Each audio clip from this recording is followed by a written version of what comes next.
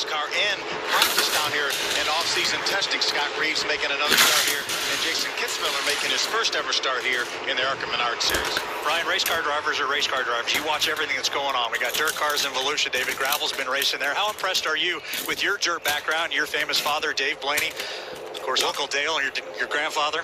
Yeah, it's it's a place to where I hold pretty dear. Even though I didn't grow up doing so much dirt like my dad and uncle and grandfather did, it still was nice to be around it. And so I see David Gravel in the field today.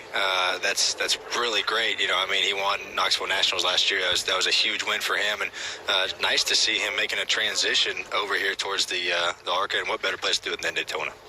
Well, speaking of Daytona, it is time to kick off the Lucas Oil 200 driven by General Tire.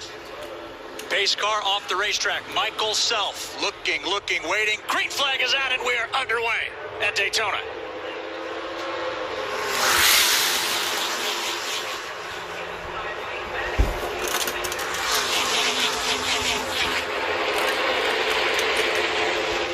Michael Self with a great start leads them in to turn number 1.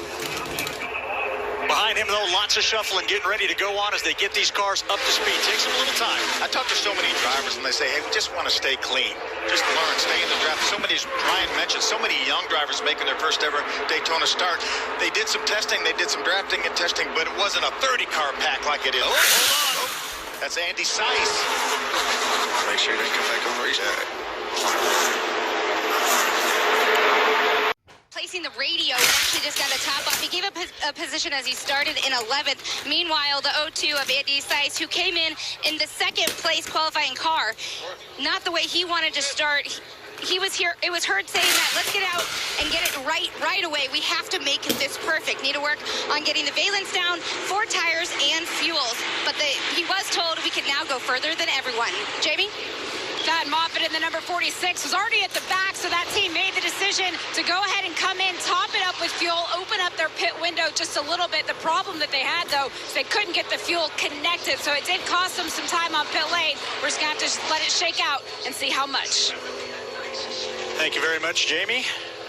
Of course, there are all kinds of challenges, if you will, within the ARCA Menard Series, and that includes the General Tire Super Speedway Challenge. What are we talking about, Phil? It's kind of a little point system within a point system. These are the events, the 7 events that will comprise the General Tire Super Speedway Challenge, and this goes to the car owner. So you can have multiple drivers. You don't have to have the same driver for every event because you gain points. On these restarts, I actually see Haley digging really close. Pushed him out, but it seemed like both lanes were pretty even. You don't want to show them your move until you're ready. Coming down for the white, Kevin. Through the tri-oval, Sheldon Creed with Noah Gragson on his bumper. 2.5 miles to go in the season opener at Daytona.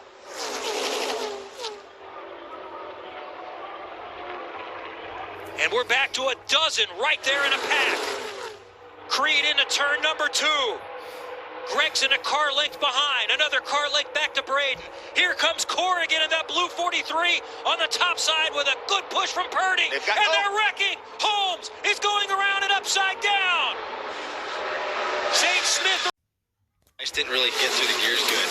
Now they're a lot more even, and it's all about really these 3 cars or 6 cars under a blanket. What help comes to them and girls and kind of pushes them ahead. Looks like the bottom might surge ahead here. Speaking of pushing, you see Dave Mader kind of get shoved up to the wall, but he was able to hold on to that. He's given Michael Self all he can handle here. Dave Mader, a winner in the ARCA Series back in 1991, 29 years ago. Former Snowball Derby winner, too. Teammates now lined up in the inside. That's another one of the Venturini cars, the 15 of Drew Dollar. That silver number 15 car in second. Now coming at speed. By the flag stand here to complete lap 5. Itself, then it's the 15, and it's now the 18 of Riley Herbst. What a great start for them. Toyota's top 3 right now. Yeah, the top line doesn't seem like it has this. Oh my gosh. No, yes, no, yes, yes, yes. Oh no, that's everyone. A little bit about what it was like to draft in an even bigger pack in practice, and this is a girl that definitely is learning the ropes. Michael Self, now with a push from the lead. Brett Holmes has been shuffled back to 3rd. Michael Self will lead in the into turn number 1. Brett Holmes jumps down to the inside, jumps in behind Riley Herbst, leaves Haley Deegan leading that outside line there. Lined up behind Haley. Haley's in the black number 4. There's Thad Moffitt. He's actually a teammate to Haley with DJR Crosley. That's him in the 46 car, Richard Petty's grandson. Made the move over to the Fords after racing with the Empire crew last year. 36 laps to go. Michael Self, who's already led 24 of them, can really put a stranglehold on that extra point. It's a bonus point for leading the most laps. I heard Kevin Reed say it was a bit of a botched pit stop the first time through to fuel that car up. They didn't botch that one. They won the race off. Yeah, look at that side-by-side battle for the 5th spot. That's Haley Deegan, the 4 car on the outside. That's the 11 of Chuck Hires on the inside. Those guys need to get, and girls need to get single file to try to catch this group in front of him. They don't need to let that group of 4 drive away from them. You see Sean Cornow is going to jump to the inside and get behind Chuck Hires in that 11 car. You mentioned Chuck Hires, his crew chief's David Ift. He's got some history here. Yes, he Cal does. Yarborough, winner of the Summer Daytona race back in '81. My brother Benny's crew chief for a couple of years. My crew chief. Toyota on board. DW's crew chief when he drove for Dygard. You gotta love Daytona. Not only brings out the young, raw talent, but it brings out guys that have been doing this forever, and that is how some of these kids transition. Check in with Katie. The road to Daytona, both figuratively and literally, has been quite a wild ride for Haley Deegan. Literally, she said it's been a lot of time and effort studying film watch, and she's learning a lot here. However, also getting here to Daytona International Speedway was a lot of fun, as she said, with her family. They actually were in the middle of the tornadoes that were happening on the East Coast there, and they're from California, so they actually had a phone alert go off, and they were like, tornadoes, what? Brian Deegan, her dad, was actually nervous enough, and this is a guy who definitely knows all about adrenaline, was even white-knuckling. They had to pull over to the side of the road. As Marissa, her mom, said, they were probably a mile or 2 away from tornadoes that actually touched down. Once they got back on the road, everything was fine. But Haley was commenting about the road to Daytona. It's pretty wild. Jamie?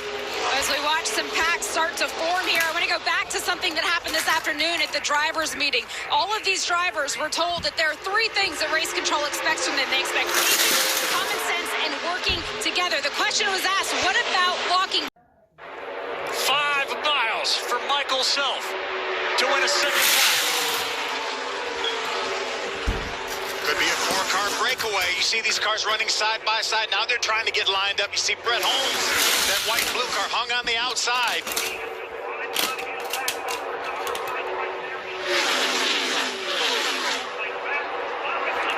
Inside the car of each one of the top 5, 6, 7, 8. A driver that desperately wants to make history. Well, Daytona, you gotta respect this place. That second pack really caught up quickly. Jason White, when he gets to the back of Thad Moffitt, might have a little bit of momentum here. Brian Deegan hoping for the best as they make their way off turn 4 into the tri-oval. The white flag is in hand. And it is an all-out dash to the finish line.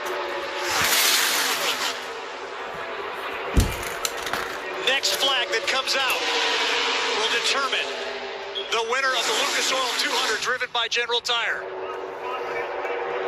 Haley needs a little bit help from Drew Dollar, that 15 car, maybe to make a move on Michael Self. Down to 3,600-foot backstretch. Cars remaining nose to tail. Breakaway pack of 6, the final 2 corners. I'm not sure Drew's close enough to Haley to really give her much help to try to do something with Michael Self. Here comes Michael Self. Will anybody compete with him? No. Michael Self wins for the 8th time. He has captured his 2nd Daytona 200.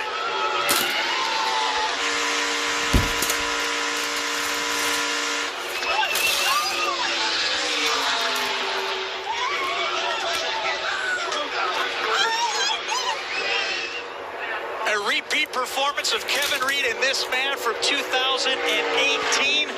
That Venturini Motorsports team really flexing their muscles once again. Their fourth win as a team, third straight. They've won 7 of the last 9 races, Phil, dating back to the middle of last year, and of course that man took Christian Eckes to the championship.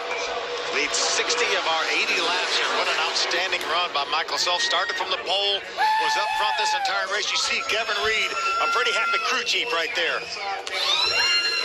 He tuned the car that allowed Michael Self to grab the pole position, his first time ever doing that.